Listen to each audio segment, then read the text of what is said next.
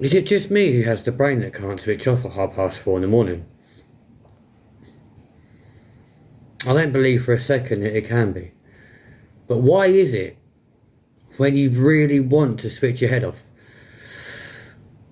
you either have the most crazy monsoon rain outside your hotel window, or your brain just goes completely doolally for the space of like hours, to the point where you're forced to go and grab food from the eatery downstairs, food you don't normally eat, but you just go and get it anyway for the sheer fact that it's there, because your brain's just whirring at 1,000,000 miles an hour. It can't just be me, guys. I know they're called bedtime thoughts for a reason, but give me a break. I mean, as I say, I am 2,600 miles away from my house, from everyone that I know,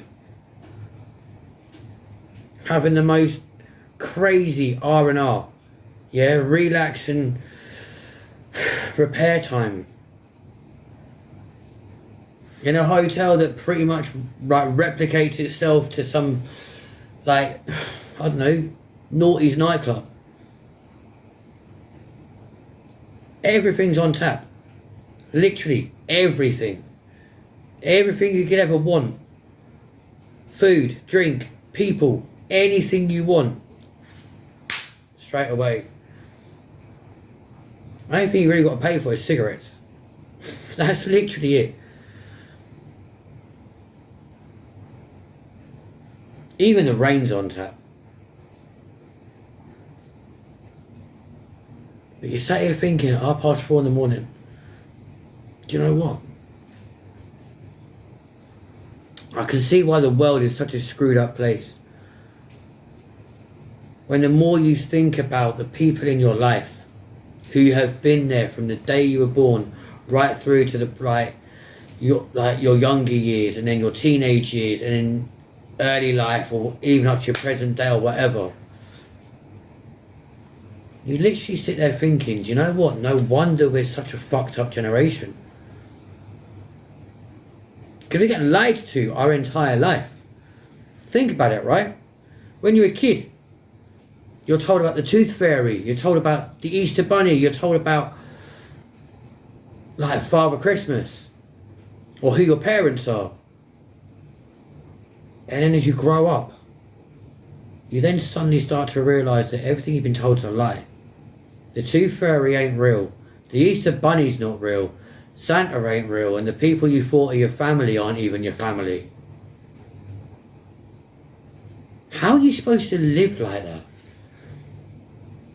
And then as you get later on in life, and you start becoming like a young adult and all this sort of thing, like your late teens, your early 20s, like you start forming those romantic relationships where you think anyone you get with is like the one. And yeah, it may last several weeks, it could last several months, it may even last a year or two. Very rarely does it last forever. We have those friendships at those ages as well. You know, the ones where they go, oh yeah man, like, we'll always be mates, we'll always be friends. So you spend time with them people, you invest in those people. And then slowly but surely your life starts taking different routes, and you just go like that. The same is true even now. Why do we form relationships with people? Invest time with those people, knowing that sooner or later you're going to go from knowing everything about that person, or nearly everything about that person, spending as much time with that person as you possibly can, because they are your person. You admire them, you adore them, you appreciate the things they do for you. And then eventually you just go back to basically being strangers.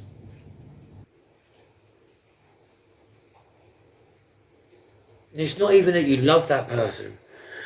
You may love them as a person, You're not actually in love with that person. Do you know what? If it weren't for the rain, probably wouldn't even be having this discussion right now. But guys, nighttime thoughts and bed thoughts really are a thing.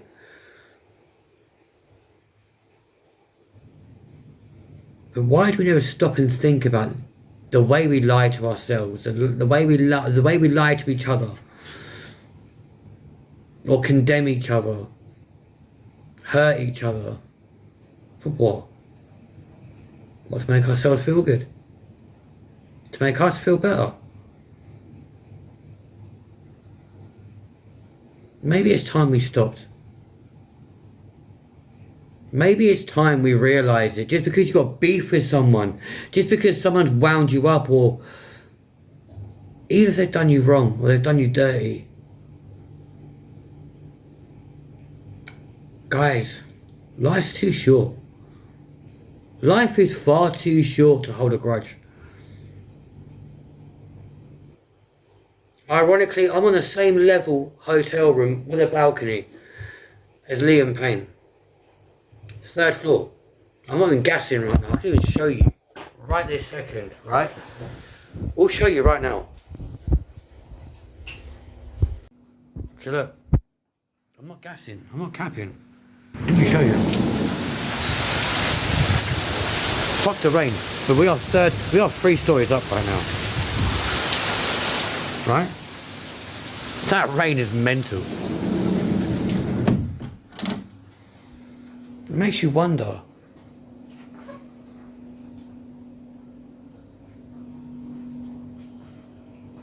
How low did that boy get to know or to feel like the only way out was to go over that balcony? Sorry, what? Even now, just realising that, like, you know what? Yeah, there are people in the world that hate my guts. I couldn't jump over there. Never in a million years. I want to jump into there. But right now my brain won't allow me to switch off. That's the worst thing, guys. I'm even tempted to go down to the bar, get a cocktail. Or 4. Bring them up here and just drink myself to sleep. This is the guy who's always said the answer's never at the bottom of a bottle. But literally, why do we give so much of ourselves just to go back to being nothing more than a stranger?